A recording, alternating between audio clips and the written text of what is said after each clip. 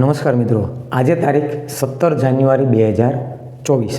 મિત્રો, આજે સ્ટોક માર્કેટમાં જે ક્રેશ આવ્યો છે, જે ઘટાડો આવ્યો છે સડન, બરાબર, મોટાભાગના લોકો એને HDFC બેંકનું રીઝન દર્શાવીને કહે છે કે HDFC બેંકનું જે રિઝલ્ટ છે એ વીક આવ્યું છે અને એને કારણે બેંક નિફ્ટી છે આજે 2000 પોઈન્ટ, નિફ્ટી 450 પોઈન્ટ અને સેન્સેક્સ એ 1600 પોઈન્ટ જેટલો એમાં ઘટાડો આવ્યો છે અને HDFC બેંકને જવાબદાર ગણાવે છે। તો મિત્રો યાદ રાખજો, જે લોકો, જે એનાલિસ્ટ સોમવારે એટલે કે 15 તારીખે એવી ચર્ચાઓ કરતા હતા કે અહીંયાથી માર્કેટ આટલું ઉપર જશે, આટલું ઉપર જશે, આનો ટોપ બનશે, આ ટોપ બનશે, નિફ્ટીનો ટોપ બની ગયો છે, હવે બેંક નિફ્ટીનો વારો છે, આવી બધી ચર્ચાઓ કરતા હતા, બરાબર। ન્યૂઝ ચેનલ હોય કે ટેલિગ્રામ ચેનલ હોય કે યુટ્યુબ ચેનલ હોય, દરેકમાં એ જ લોકો આજે બોટમ શોધી રહ્યા છે, ક્યાં સપોર્ટ છે, કેટલા સુધી નીચે આવી શકે એમ છે અને એવી પણ વાતો કરે એમ છે કે થોડાક દિવસ પહેલાં અથવા તો આટલા દિવસ પહેલાં અમે આમ વાત કરી હતી, અમે આમ વાત કરી હતી, આ દરેક ચર્ચાઓ કરતા હોય છે। પરંતુ મિત્રો એ બધી ચર્ચાઓને સાઈડમાં મૂકી,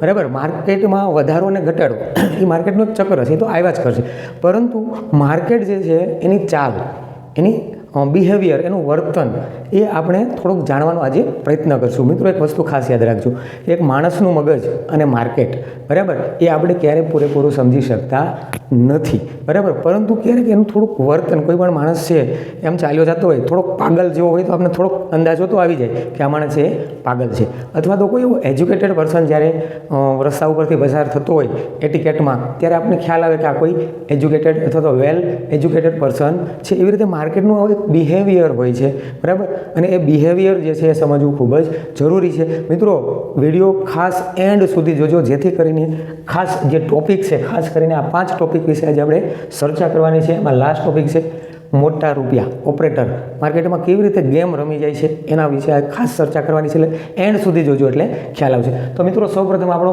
જે ટોપિક છે કે માર્કેટની ચાલ, બરાબર, ચાલ અથવા તો માર્કેટનું બિહેવિયર, એમાં પહેલું જે બુલ માર્કેટ, બરાબર છે, માર્કેટની અંદર જ્યારે અપ ટ્રેન્ડ હોય તો એનું બિહેવિયર કેવું હોય, બરાબર, જ્યારે માર્કેટમાં અપ ટ્રેન્ડ હોય, બરાબર, ત્યારે માર્કેટ છે એ હાયર હાઈ અને હાયર લોસ બનાવતું હોય છે, બરાબર, ત્યારે આપણને શું લાગે મિત્રો કે હવે ઘણા મિત્રો એવી રીતે અથવા તો ઘણા એનાલિસ્ટ એવી રીતે વાત કરતા હોય કે અહીંયાથી ટોપ બની જશે, બરાબર, આનાથી ઉપર જશે નહીં, પણ ઘણી અથવા તો માર્કેટ એટલે આપણે કોઈ એક સ્ટોક પણ લઈ શકીએ કે આ સ્ટોક છે આટલો ઉપર આવી ગયો, આનાથી હવે વધારે ઉપર જઈ શકે નહીં, ઓવરબોટ પોઝિશન છે અથવા તો ઓવરબોટ કન્ડિશન છે, આવી ચર્ચાઓ થતી હોય છે, પરંતુ માર્કેટ ક્યારે શું કરશે ને ખબર નથી। માનો કે અહીંયા હોલ્ડ થશે, પછી પાછું ઉપર પણ જઈ શકે, આપણી કલ્પનામાં પણ ન આવે એવી માર્કેટ મૂવ આપતું હોય છે, બરાબર। એક બુલ માર્કેટનો એક રન છે, બુલ માર્કેટની અંદર જે માણસને કાંઈ પણ ખબર નથી પડતી, બરાબર, કે ઇન્વેસ્ટિંગનો આય શું છે, સ્ટોક માર્કેટનો એસ શું છે, એ લોકો પણ રૂપિયા કમાઈ શકે, બરાબર, આ ટાઈપની એની ચાલ હોય છે, અનપ્રિડિક્ટેબલ, બરાબર, અને આપણે એમ લાગશે કે આજે માર્કેટ આટલું છે, પણ નક્કી નહીં ક્યાં સુધી જઈ શકે, એ બુલ રનનો ફેઝ છે। અને બીજી હવે સેકન્ડ પોઈન્ટ છે બિયર માર્કેટનું બિહેવિયર, બરાબર, ઘણી વખત જ્યારે માર્કેટનો ટ્રેન્ડ છે અપ ટ્રેન્ડ હોય, બરાબર, આવી રીતે અપ ટ્રેન્ડ થતો હોય, હોલ્ડ કરે, એટલે આપણને શું લાગશે કે અહીંયાથી કાં ઉપર જશે ને કાં નીચે આવે છે, પણ જ્યારે નીચે આવે ને ત્યારે મિત્રો આવી રીતે આવી જાય છે। તમે જોજો આજે જે શું થયું છે, ખાસ કરીને તમે HDFC બેંકનો ચાર્ટ છે ડેઇલી કેન્ડલમાં જોજો, બરાબર, એક મહિનાની અંદર જે ચાર્ટની અંદર વધારો પ્રાઇસમાં આવ્યો છે, એ પ્રાઇસ એક જ દિવસમાં ડાઉન। હવે મિત્રો આપણે સવાલ એ થાય કે આજે જે ઘટાડો આવ્યો છે, બિયર માર્કેટનું બિહેવિયર કેવું હોય ખાસ યાદ રાખજો કે જે લોકો મોટા ઇન્વેસ્ટર છે, ઓપરેટર છે, એ લોકો પણ આની અંદર ઘણો ભાગ ભજવતા હોય છે। HDFC બેંકનું રિઝલ્ટ જે મિત્રો કહે છે ખરાબ છે, એટલું બધું ખરાબ પણ નથી, પરંતુ ઘણી વખત શું થાય કે જ્યારે માર્કેટની અંદર ઘણા બધા સારા ન્યૂઝ હોય અને માર્કેટ સતત ઉપર જતું હોય, ત્યારે એક નાનો અમથો પણ જો નેગેટિવ ન્યૂઝ આવી જાય તો એને ઘટાડા માટેનું એક કારણ મળવું જરૂરી છે, જેથી કરીને આપણા જેવા લોકલ ઇન્વેસ્ટર છે, નાના ઇન્વેસ્ટર છે, એને એ લોકો ડરાવી શકે અને આપણે એક્ઝિટ થઈ જઈએ। હવે આપણે એમ કહીએ છીએ કે કોઈ સ્ટોક છે આટલો ઘટ્યો, તો સામે કોઈક લેવાવાળું તો હશે ને, તો જ આપણે જ્યારે સેલ કરીએ છીએ તો સામે કોઈક લેવાવાળું જ હશે, તો જે લેવાવાળો વ્યક્તિ છે એના મગજમાં શું હોય કે અહીંયાથી ભાવ ઉપર જશે, બરાબર, આપણે વેચીએ છીએ, આપણે શા માટે વેચીએ છીએ, કારણ કે આપણને એવું લાગે છે કે ભાવ નીચે જશે એટલે આપણે વેચીએ છીએ, પણ એની સામે જે ખરીદવાવાળા છે એ લોકો શું વિચારે છે, હવે ઉપર પણ જઈ શકે એટલે એ લોકો ખરીદી કરે છે, કારણ કે કોઈ ખરીદી કરવાવાળું છે, કોઈ લેવાવાળું છે, ત્યારે જ આપણા શેર એ વેચાય છે. આ પણ એક વસ્તુ યાદ રાખવા જેવી છે. હવે તમે વિચાર કરો મિત્રો કે 1 મહિનાની જે અપ મુવમેન્ટ હતી એ ધીમે ધીમે આવી અને ડાઉન મુવમેન્ટ માત્ર 1 દિવસમાં. તો મિત્રો યાદ રાખજો, જો આવી રીતે થાય એનો મતલબ એવો નથી કે હવે અહીંયાથી રિવર્સ થઈ શકે, પરંતુ જે મોટા ઇન્વેસ્ટરો છે એ લોકો આમાં ધીમે ધીમે એન્ટ્રી કરી લેતા હોય છે, બરાબર. અને માનો કે હજી પણ જો પ્રાઇસ નીચે આવશે તો એ લોકો તો એવરેજિંગ કરી શકશે, એની પાસે છે રૂપિયા, પરંતુ જેમને 50 શેર લેવાના છે, 100 શેર લેવાના છે, એ મોટો ઘટાડો જઈને ડાયરેક્ટ લઈ શકે નહીં. તો આપણે એના પણ પાર્ટ પાડીને આમાં ઇન્વેસ્ટ કરી શકાય, ડાયરેક્ટ લેવાય, એક સાથે બધા લેવાના નથી. આ યાદ રાખજો મિત્રો. બિયર માર્કેટ છે ને એ બહુ બિહામણું હોય છે, બહુ ડરામણું હોય છે, બરાબર. એની અંદર મુવમેન્ટ એ રીતની આવતી હોય કે જે આપણી કલ્પના બહારની હોય છે. હવે ઘણી વખત એવું થાય કે આવી રીતે જે ફાસ્ટ માર્કેટ અપ જતું હોય ને મિત્રો, ખાસ યાદ રાખજો, બરાબર. ઘણી વખત માર્કેટ અપ પણ વધારે પડતું ફાસ્ટ જતું હોય તો એ ડાઉન પણ ફાસ્ટ આવી શકે, અને જે નીચે ફાસ્ટલી આવે છે એ જ માર્કેટ અપ પણ ફાસ્ટ આવી શકે.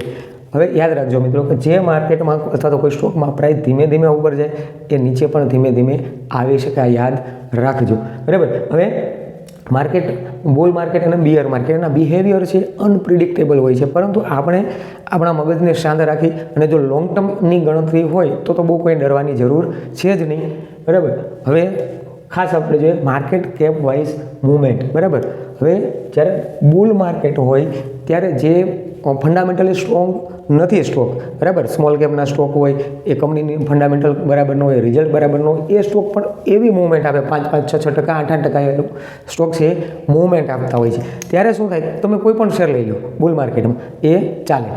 અને જે લાર્જ કેપવાળા શેર છે એની મૂવમેન્ટ ઓછી હોય, 2%, 3%. તમે જોજો રિલાયન્સમાં 5%ની મૂવમેન્ટ ભાગે જ તમને જોવા મળે, 2% તો બહુ થઈ ગયું અપસાઇડમાં, બરાબર. એવી રીતે HDFC બેંકમાં પણ તમે જોજો મૂવમેન્ટ છે બહુ ધીમી આવતી હોય છે. જ્યારે સ્મોલ કેપ, નાના કેપની કંપની હોય એમાં મૂવમેન્ટ છે વધારે ફાસ્ટ આવતી હોય, પણ એમાં ડાઉન મૂવમેન્ટ પણ એટલી જ આવતી હોય છે. તો જ્યારે માર્કેટ અપ જાય ત્યારે ટોપ ઉપરથી પડવાની શરૂઆત કોણ કરશે? જે સ્મોલ કેપ સ્ટોક છે, ફંડામેન્ટલી વીક છે, એ પહેલાં વધારે પડશે, બરાબર. મૂવમેન્ટ એની 5-5%ની હતી તો એ નીચેની મૂવમેન્ટ પણ એની 10-10% આવશે, બરાબર. અને લાર્જ કેપ છે એ ઉપર પણ ધીમે ધીમે જશે અને નીચે પણ ધીમે ધીમે આવી શકે.